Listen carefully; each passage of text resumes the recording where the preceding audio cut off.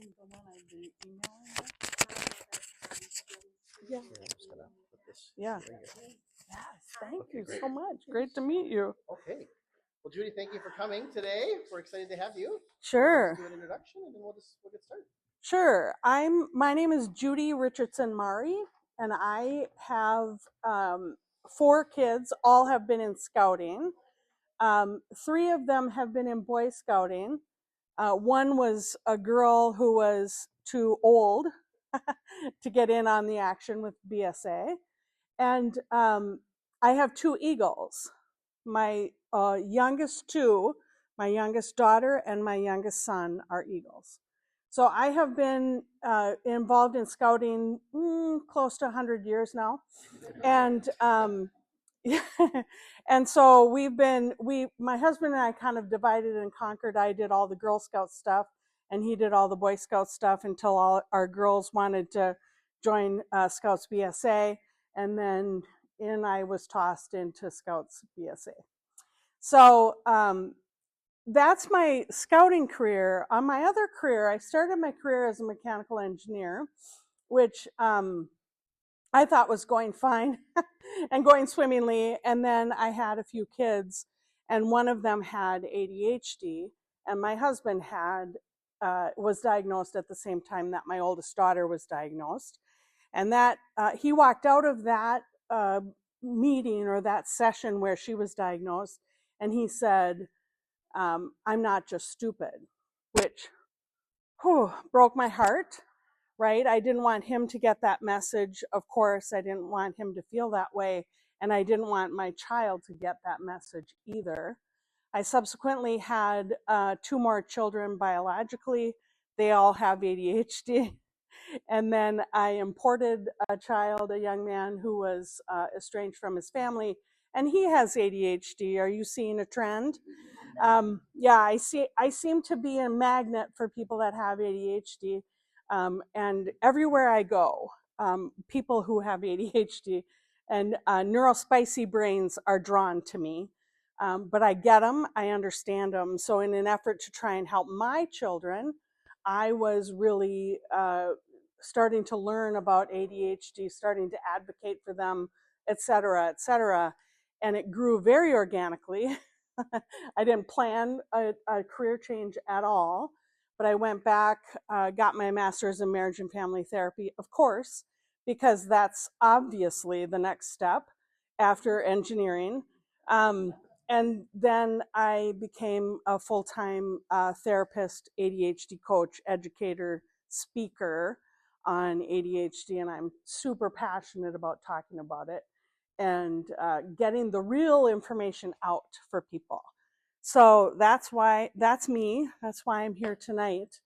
I want to keep this very, very informal and conversational, because really this is meant to help you figure out what do you do with those neurospicy brains that are in your troops and packs, right? And so I want to make sure that we're covering things that you want to be covering. We don't have like a whiteboard or something, but can we kind of go around and see, are there any myths about ADHD or burning questions or anything like that that you really want to know about? I'm happy to sway from my PowerPoint if that's the case.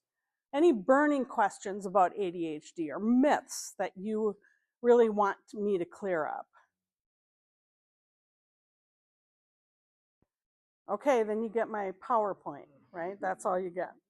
Okay, I do want to tell you that I'm an assistant district commissioner. What do you call me? Assistant district commissioner.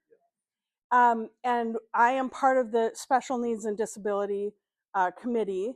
And there are representatives from this committee that are available to every single one of you. I am District O, the ADC for District O. So if you have any questions ever that come up about special needs or scouts that have special needs, conflicts, what to do in certain situations, etc., I'm the person. So if I can't answer the question, I will find you someone who can answer the question. And so I I want to make sure that you're aware of that first and foremost.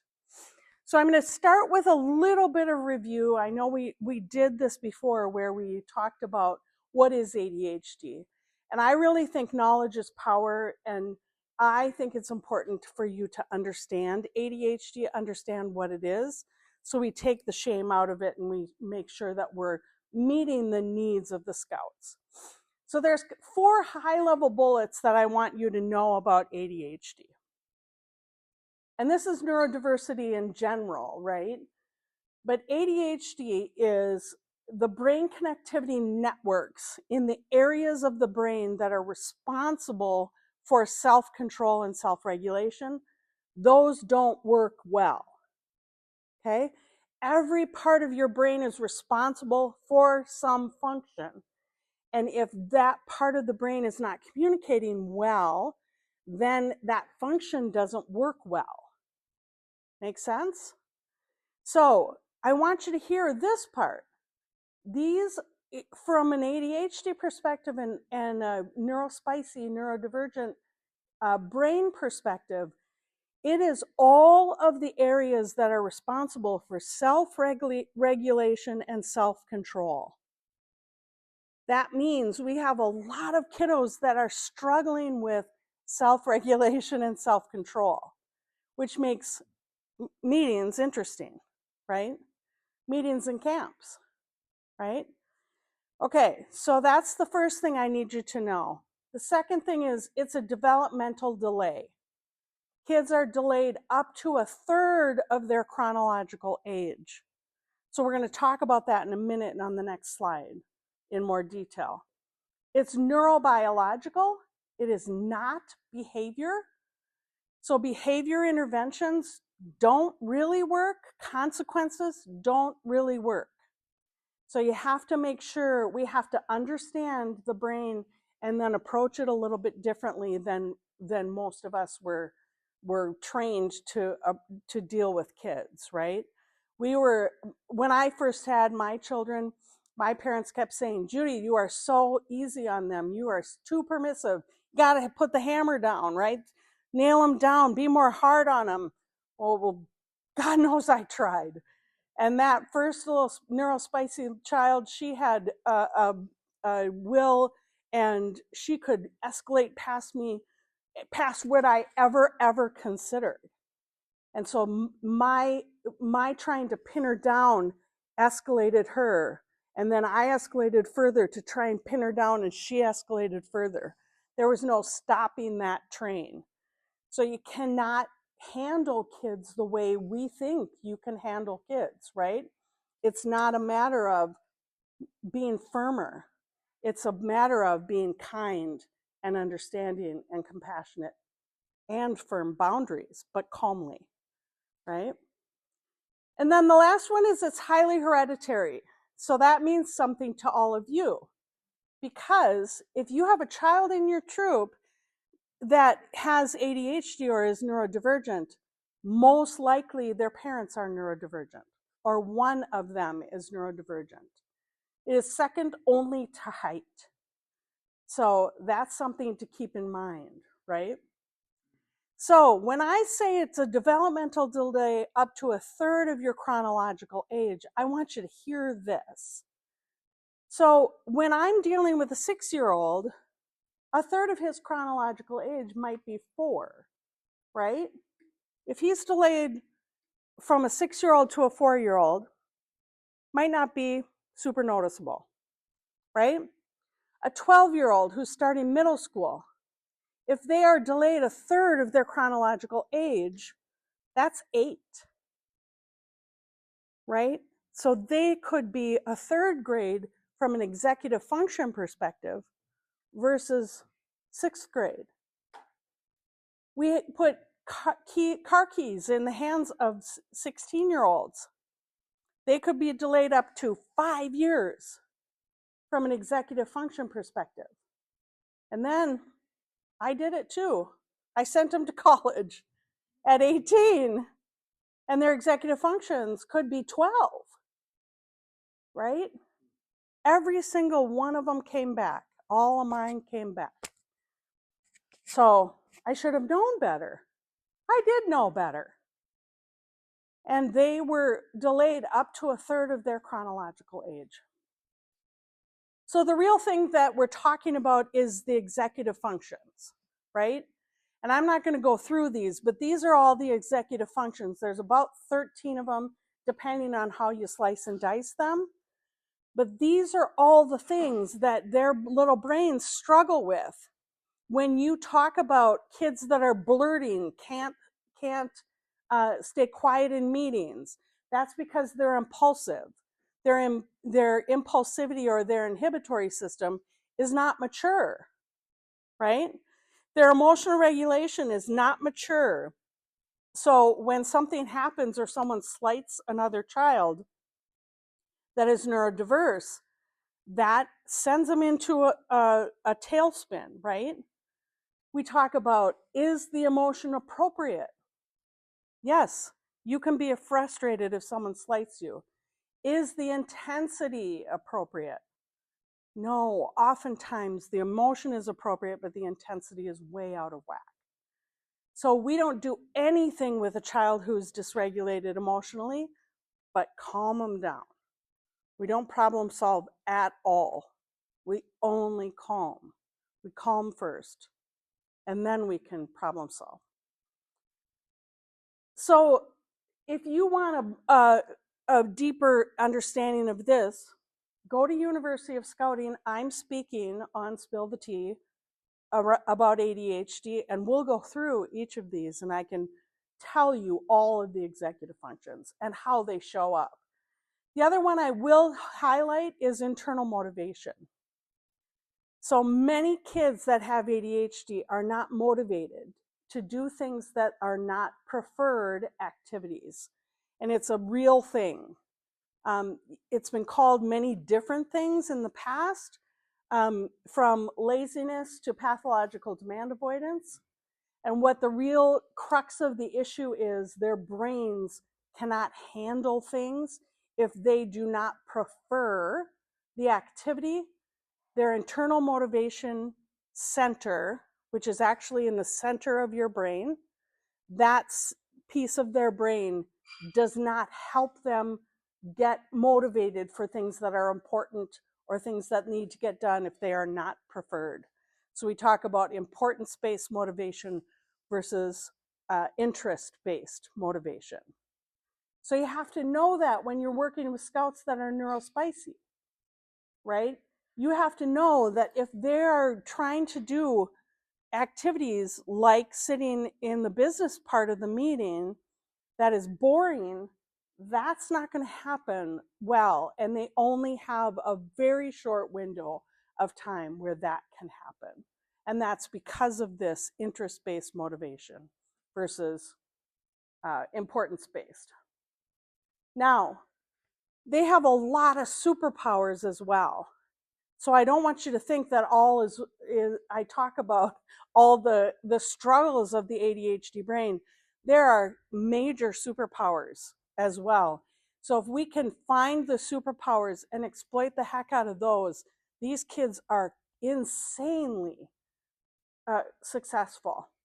And I will tell you, I have witnesses, people who know my youngest son, well, both of my youngest children, who are Eagle Scouts. I'll tell you a quick story about my son. We were in the Boundary Waters as a family, and we were portaging. I was with the boys in their canoe. The girls and my husband had already put in. They were halfway across the lake to our last spot, where our destination. And my one son had the canoe. He was walking down into the water. I had a whole bunch of stuff. I'm walking down into the water behind him, and I'm looking down, and I stepped down onto a rock in the water, and that canoe swung around. He came like this and swung it around, hit me square in the side of the head. I had a major hematoma. They thought I had cracked my eye socket. They needed to get me out of the Boundary Waters, and we were 4 portages in. So my son, who is super squirrely, anybody? who knows my son? Yes. Yeah, super squirrely, right? Yeah. My son he portaged canoes. We got to the other side. We had another family that was coming behind us. He portaged canoes to both sides of the trail, right, that we were on to make sure he was in compliance with the Boundary Waters rules. He got all the stuff we needed to get me out of the Boundary Waters. He put a towel that was dipped in the water on my head. It was not bleeding, so I didn't have that problem. But he was the one who facilitated getting us out of the Boundary Waters. This squirrely kid that learned all of these skills in scouting. All of these skills. Now he's still squirrely, and he's still insanely ridiculous. And he's so smart, and he learned such confidence and such poise and knowledge from this program. So I want you to look at the superpowers and say, man, I'm up here because I believe in this program. And every time I think about that experience, we got out of the Boundary Waters in record time. He and my husband got me out of the Boundary Waters. The other family came behind, took our girls with them, and got them back to camp. And it was an amazing success. I had a pretty bad hematoma and black eye for quite a while. But yeah, that was an insanely successful trip. So now, what do we want to do? So let's talk about meetings. And I want this to be interactive, right? So what I think it's important when you're in meetings for your Neurospicy kiddos, I think it's important to have kind of, here's the order of the night, right? Have it up somewhere where you can say, and have times on it.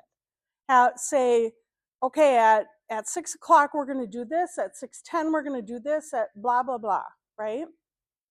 So that, and then refer those kiddos back to that visual. And then what I'm trying to get to is that promotes their independence. So then they don't ask you anymore. They just know, okay, I'm going to go and I'm going to check this for myself. It's important to give just-in-time directions. So have that overall order of services, so to speak, order of the meeting up for everyone, but then give just-in-time directions. So next we're going to go to XYZ. Be flexible. There's lots of kiddos that have neurodiverse brains that want to finish. Like if you have stations and you're going to do something at each station, it's not necessarily important for these kiddos to hit every station, right? They often get very upset if they can't finish something, especially kiddos that have autism. They want more time to finish the thing, okay? And especially if they're engrossed, keep them engrossed. Yeah. Judy, why give them scaffolding and times, but then just do just-in-time directions? Because first of all, they need to know what is expected for the evening. Kids that have expectations for the evening are more likely to be calmer. If they don't know the expectations of the evening, then they're often more anxious, right? And so that helps that anxiety of what's going to happen tonight. And then the just-in-time directions give them more detail for the next event or the next, when they need it. Yep. Does that make sense? Yeah. Okay, keep things moving. When we're talking about interest-based motivation, there's a short window that they can stay And we want to be helping increase that window of how long they can stay attending to certain things. But it's pretty short depending on the age of the child. So make sure that those business type things, or the things where you're standing up and talking, that those are shorter than the experiential pieces, and those are sprinkled in to the experiential pieces. So there's an experiential piece, and then there's a sit and listen, and there's an experiential piece, and there's a sit and listen. The way we deal with the issue with the executive function around interest-based motivation is making things fun, interesting, novel, competitive, encouraging their participation in their moving through that activity. So the fun things have to be sprinkled in with the boring things.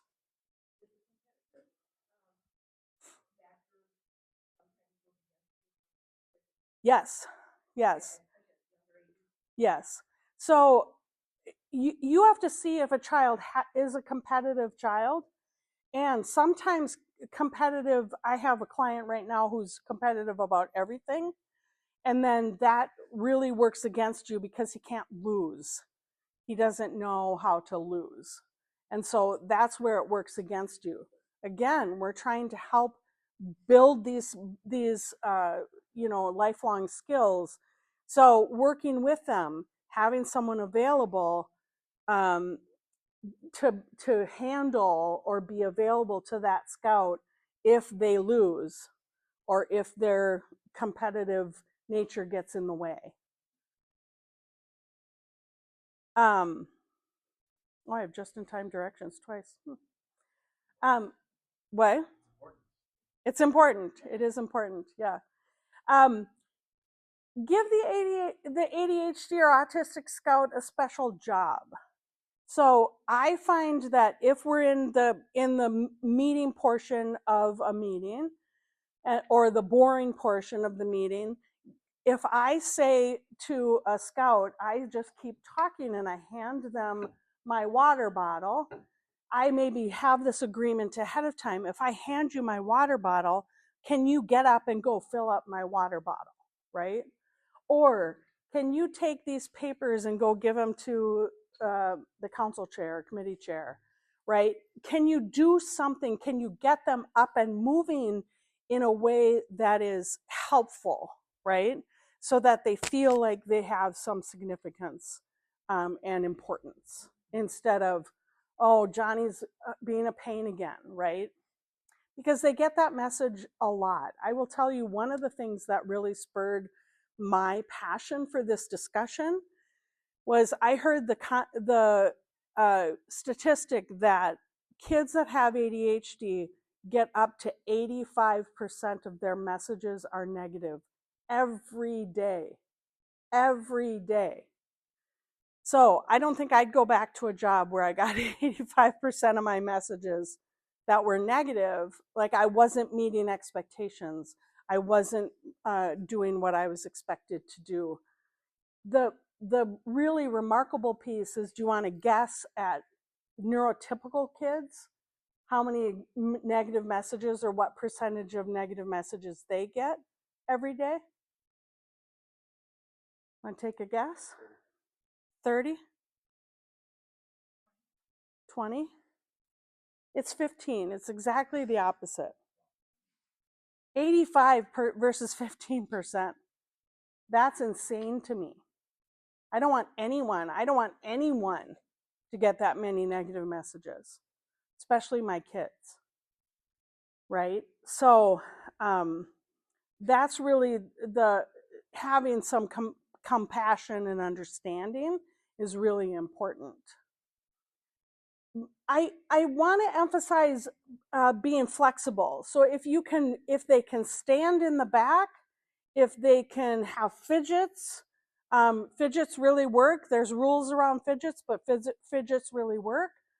Fidgets can't be noisy. They can't be distracting to other kids. They can't be shared between people so that there's kids sitting there looking at the fidgets. They have to be distracting the child's brain so that they can focus. That's the point of a fidget. Many people talk about ADHD, and they talk about ADHD as 20 TVs going on all at the same time.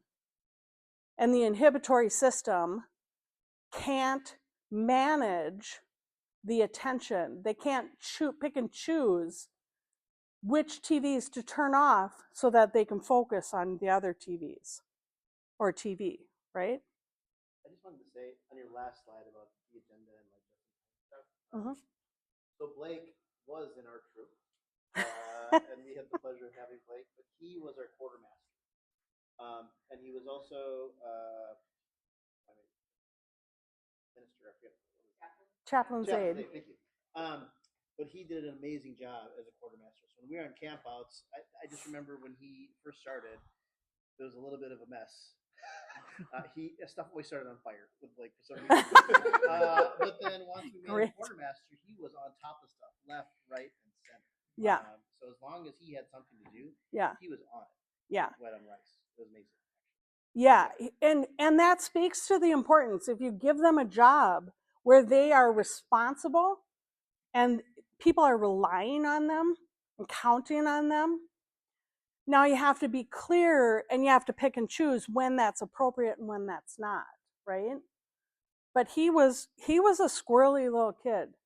But the minute he had some responsibility, man, he took it seriously, right? And so that's really, really important. Thank you. I was afraid when you started talking about Blake. Blake did the what's the aim ready? I'll think of it. Fire at will. He did the fire at will, and he was Will, and he was so ridiculous. We have pictures still to this day on our wall of Blake as Will at Fire at Will, because he's just such a goof. But anyway, okay. I was talking about fidgets, right? Helping them stay attending might require fidgets, might require them to be in the back of the room or standing up. That's when we're talking about flexibility. The Special Needs and Disabilities Committee talked about having a calm space. And I think this is really important. We'll talk about that as we get into camps. I think having a place where they can go and regroup and calm down and figure out how to get their bodies under control, I think that's extremely important. It's important in meetings, but it's really important at camp. So making sure that you're flexible and allowing them some movement and that type of thing. Adjust your expectations. Chronological age versus executive function age. You may have a middle school, a group of kids that are middle school kids. Not all of them are middle school from an executive function perspective. And so you have to adjust, which is tough, right? Sometimes it's really tough to say most of these kids have executive functions where they're what I'm expecting from a middle school group of kids. Some of these kids don't. And so then we talk about how do you adjust for that? We talk about buddying, right? Strategically pairing kiddos that have lower executive functions with kiddos that have really strong executive functions. And especially in camp, make sure that you're strategically pairing kids appropriately. The other piece that we've talked a lot about in the Special Needs and Disabilities Committee is having a trusted adult. Like if I were still in the troop, I could be the trusted adult that knows the kids that have neurodiverse brains, right? And I can be looking out, I can be spending time making sure that I know which kiddos have neurodiverse brains and how do I adjust, or how do I keep an eye on those specific kiddos and help them step away when they're getting dysregulated, or calm down if they get upset, right? And so if there's an adult or older scout that can watch out for those neurodiverse kids, I think that's really important. Okay. Yeah.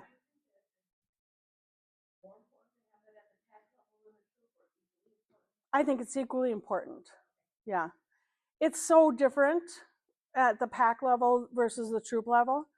The pack level, it's often hard to distinguish the neurodiverse kids from the non-neurodiverse. They're all pretty squirrely.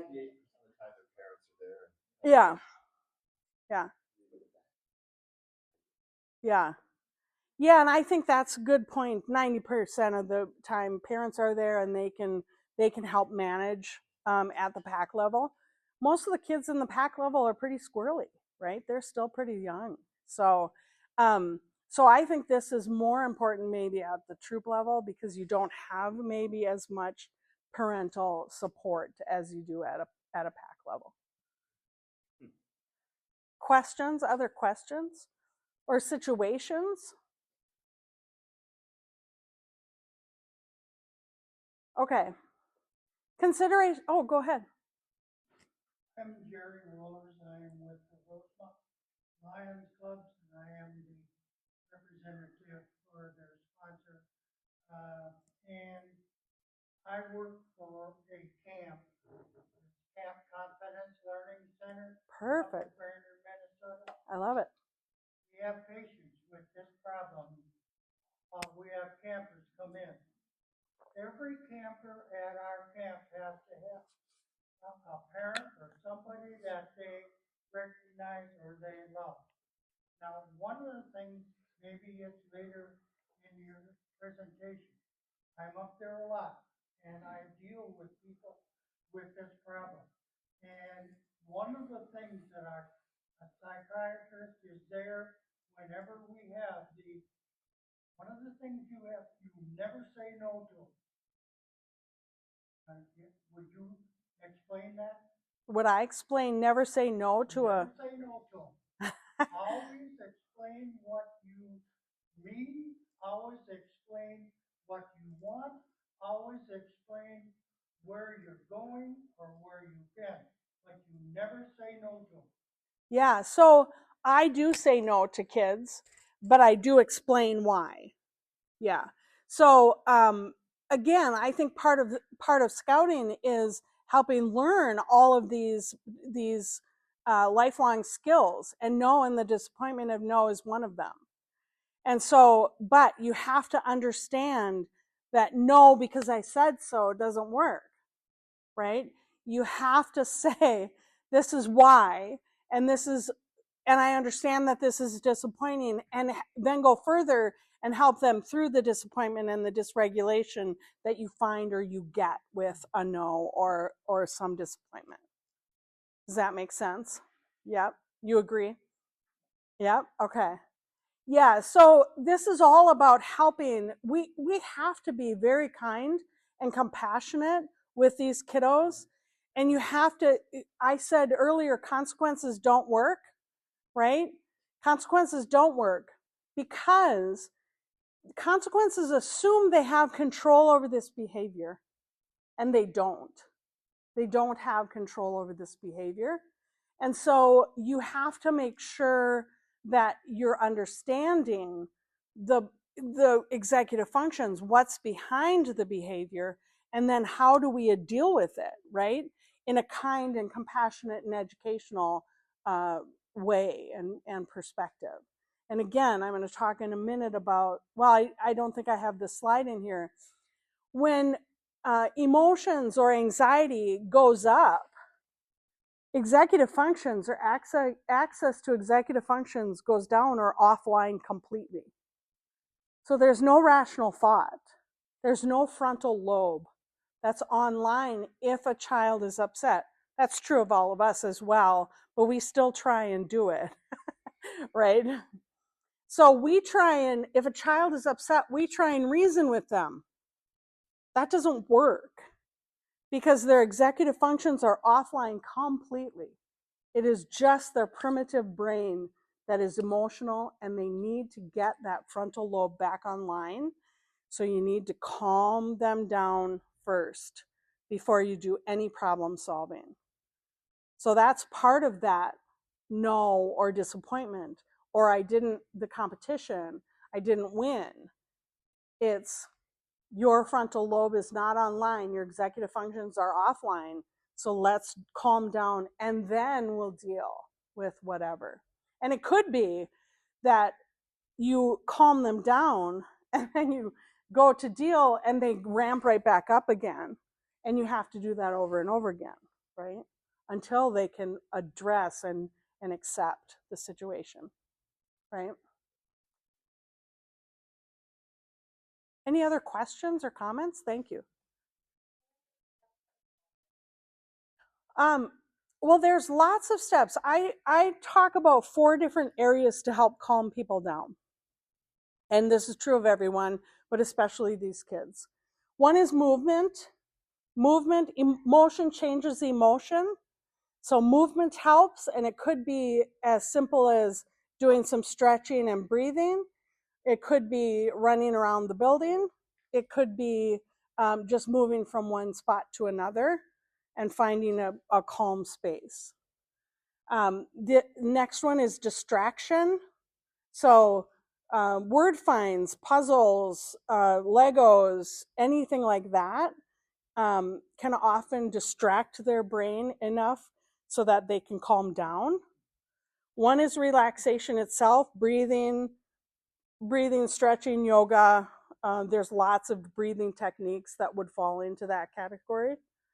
And what's the 4th one? Just sensory. Sensory is any sensory input. It could be petting an animal. It could be a lovey or a blankie. It could be heavy movement, like jumping on the trampoline or jumping off of the jungle gym or something like that. So sensory input is the 4th. So those are the 4 main buckets, but that you within those you have to find out what is best for the child. Now we talk from a special needs and disability perspective. We talk about a calm corner and having some of those things, sensory things, distracting things, darkness, like a little tent, pitch a tent in the back of the room so that they can go in there and get away from all of the other sensory things. So that is one thing that I would recommend, and do that at camp. Have some sort of a calm space that these kids can go find comfort in.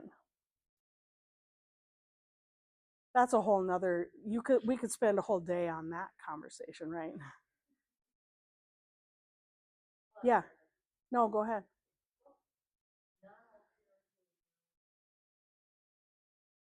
Yes. Yes.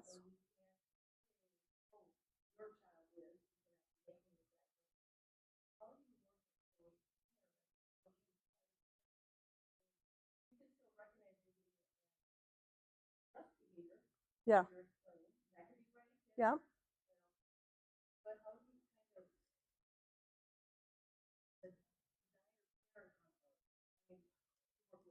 Yeah, it's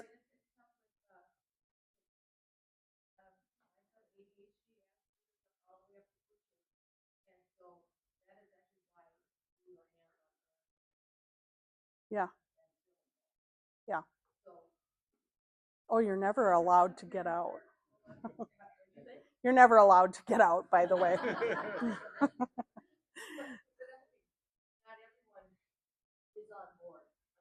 Right. Right.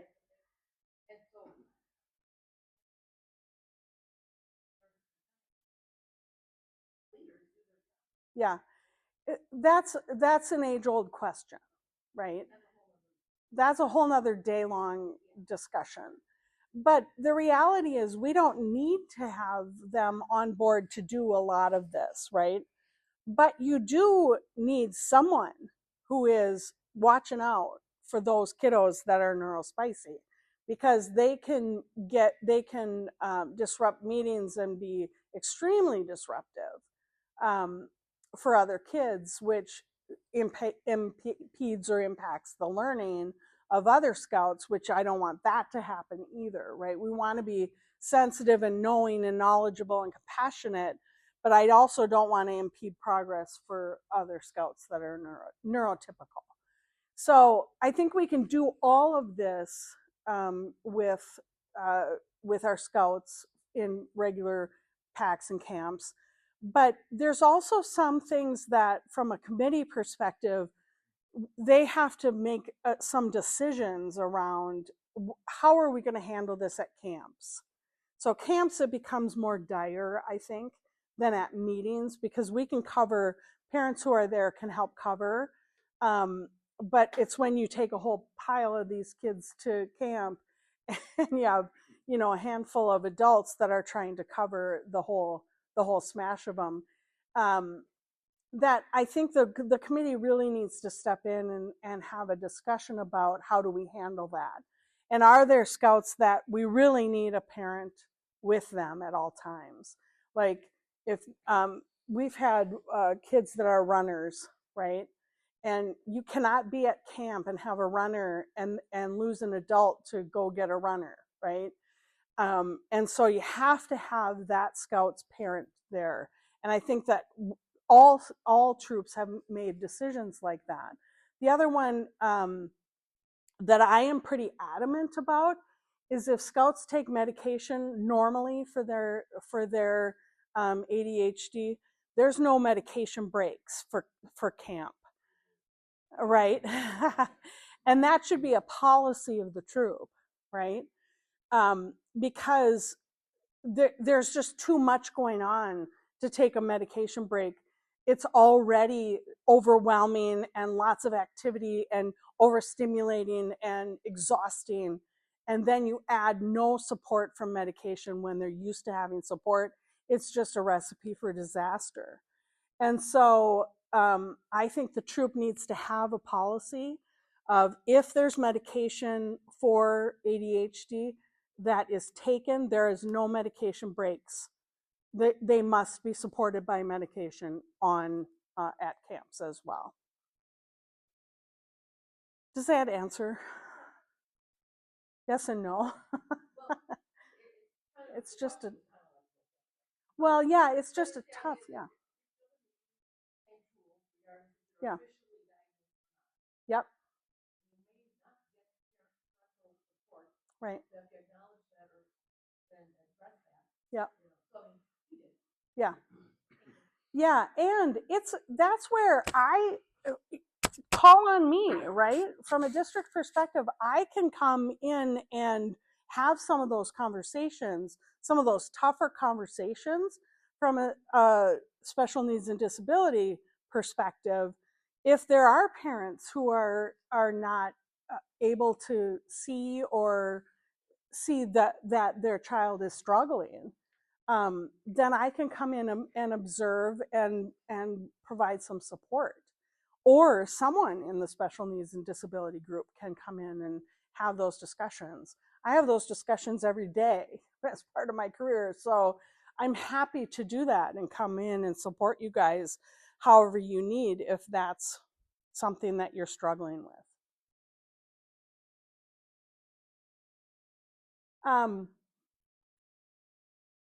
I've talked about strategically picking buddies and calm down spaces for camp.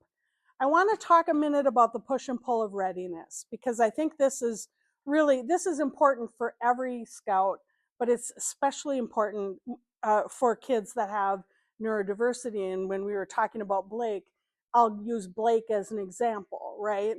So when you have a scout that you think should be able to do a certain thing, create that gap and see if they will step into that gap and do the thing. If they don't, then you have to come back and regroup and provide more support until they are.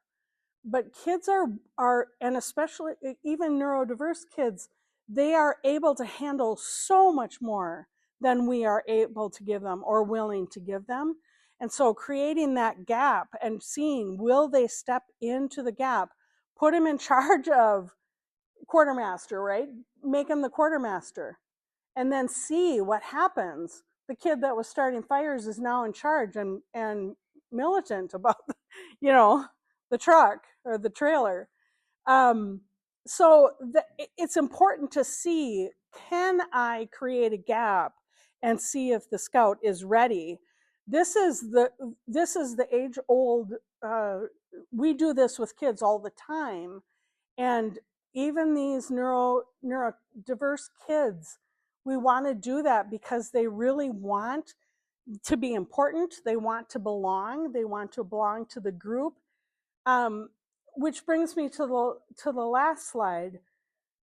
So my graduate degree was at Adler Graduate School, and Alfred Adler was a psychologist that lived when Freud was living, and worked with Freud, but departed pretty quickly because he and Freud didn't agree on things. I'm being recorded, so I won't tell you what I really think. So Alfred Adler believed that everybody is looking for significance and belonging. All of us, all our behavior is looking for significance and belonging. These kids, they struggle with significance and belonging in every single area of their life. Even as a mother who knows all this, there were days where I'd look at my kids and go, good God, have you had your meds today?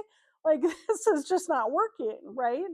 And so they need this more than anything, is significance and belonging. And so all of their behavior is looking for significance and belonging. So if we can give them special opportunities to show that they're significant and that they belong and that they are worthwhile and people are counting on them to do the thing, that is extremely important. Now, I want to talk a minute about rejection sensitivity, because many, many, many of these kids are struggling with rejection sensitivity. So if you go through life getting 85% of your messages that are negative, you start to assume that every message you're getting is negative, and every message you're gonna get is negative.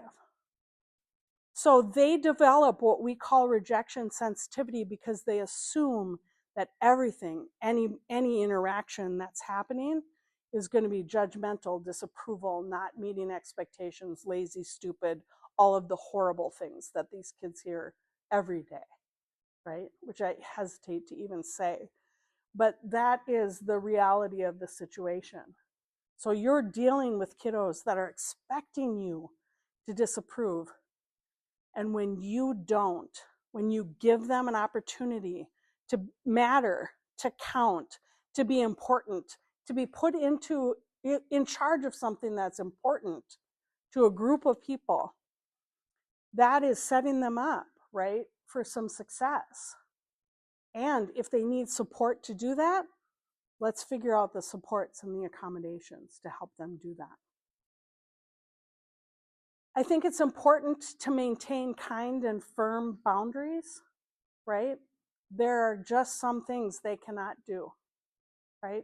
There's rules we have to live by. And so maintaining those boundaries kindly and firmly is really important, and calmly. And oftentimes you have to manage your own anxiety first, right?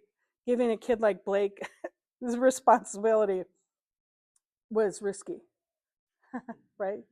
That could cause some anxiety. Put a fire extinguisher in the court. Yeah. Everybody followed him around with a fire extinguisher. But the benefits are so high.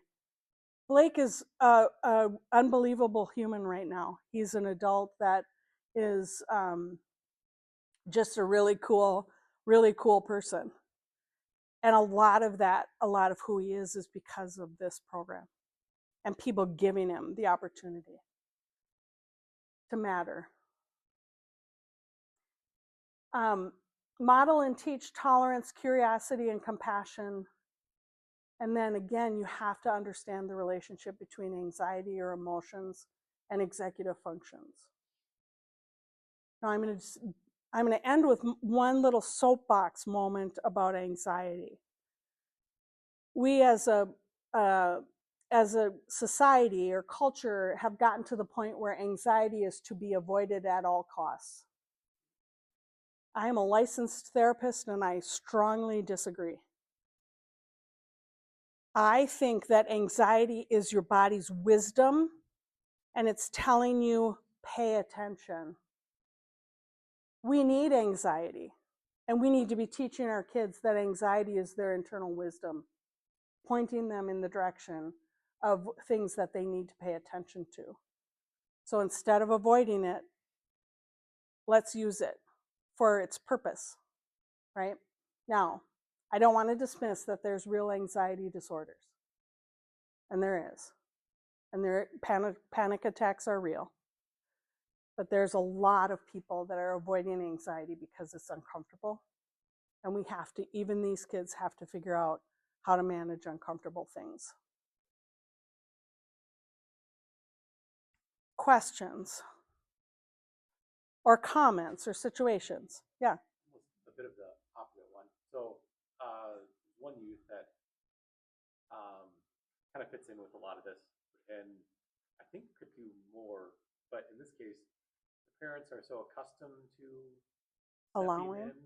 stepping in that they kind of like, this person won't be doing this person won't be. Yep. And I think the youth could do more. Yep.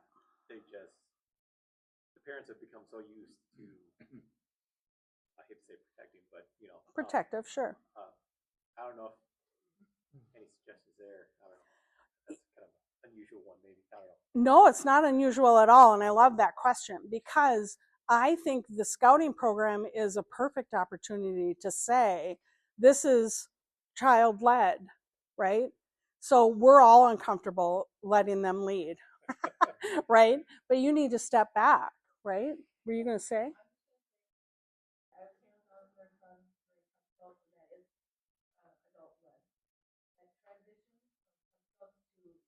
Was more traumatic for me than it was for him. Yep. And so those first meetings, I had a lot of anxiety. I took myself out of the room. Yep. Yep. I knew it was going to be Yep. But it worked. Yeah. But as a parent, seeing that they used to be kind of hands-on. Yep. Yeah. I think, yeah, really, go ahead. Oh, you could have finished first. Oh, no, go ahead. I was similar. I was the den chief because I knew that was a good way to keep a handle on my son. And when he moved on to the troop, I had trouble staying out of the way. And I think my leaders at that time noticed and gave me a job. And today I'm wearing this. So maybe the ones who have trouble stepping back need to be given a job. Yeah, I think that's really important, right?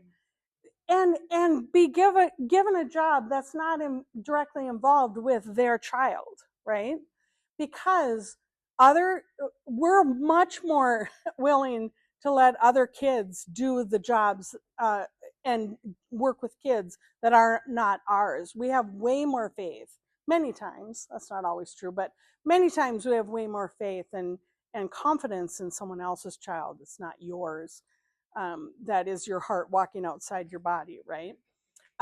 So I think it's important to help make sure that those people, those adults, can be given a job or have found some way. And it is a process, right? You have to give them reassurance. It's okay. They will make mistakes. And this program is all about handling that. It's all led and built to handle that. What a great way to get a parent volunteer. What a great way. Yeah. Yes. Yeah. And the other thing that I thought of immediately was your leadership, the required leadership. Take everybody else out of the lobby. Yeah. Right.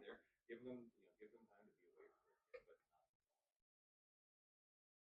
Right. be social with those adults that are leaders and the adults that aren't leaders.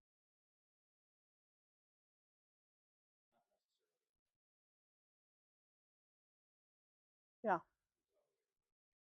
Yeah, I love it. Yeah. Well, you can offer those adults reassurance too, because a lot of times these kids they're geographically similar. They're going to school with each other. Yeah.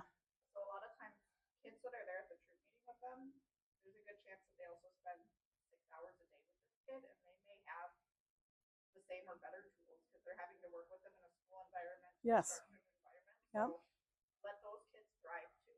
Yeah. And the older scouts, they're put into leadership positions for some of this, right? So the older scouts are able to handle, again, way more than we think. Blake, as an older scout, could handle younger scouts like him. I wanted to reinforce the set of a special buddy.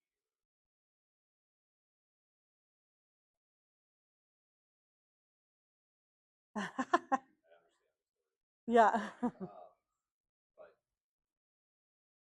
my son was public battle buddy. Okay. But battle buddy with Perfect. Yeah. Yeah. Yeah. But it was Huge. I mean, one for the scout, but also for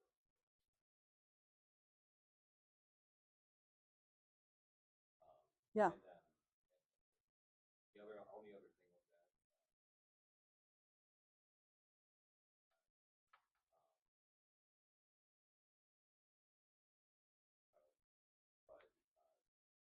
but don't lean on siblings necessarily who might also be in the program. They already do this.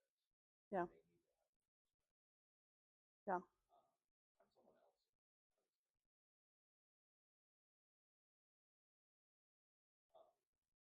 And we went to great. Use them for the Yeah. Yeah. Perfect. And Aaron got the benefit of being the scoutmaster with my youngest daughter, who is also neurospicy and fairly ridiculous and squirrely. Yes, she's we used to call her Emmazilla.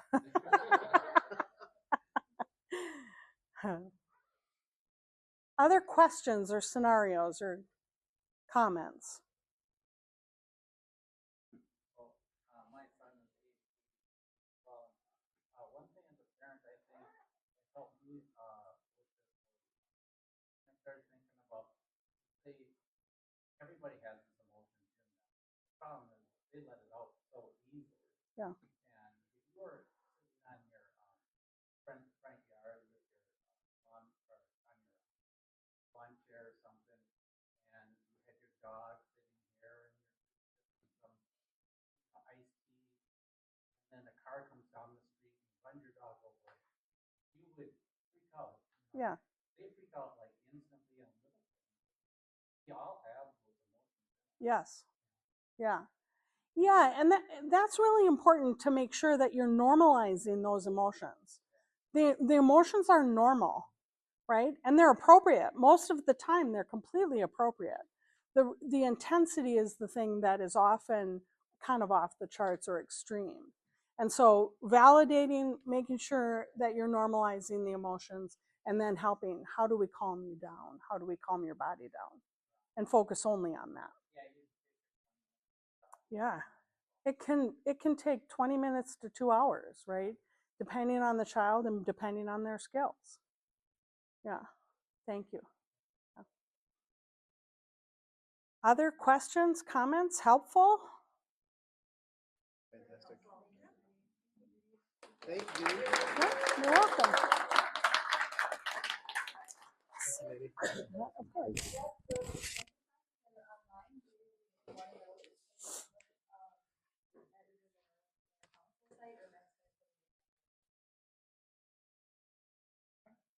At some point with Sunday night, but there will be links.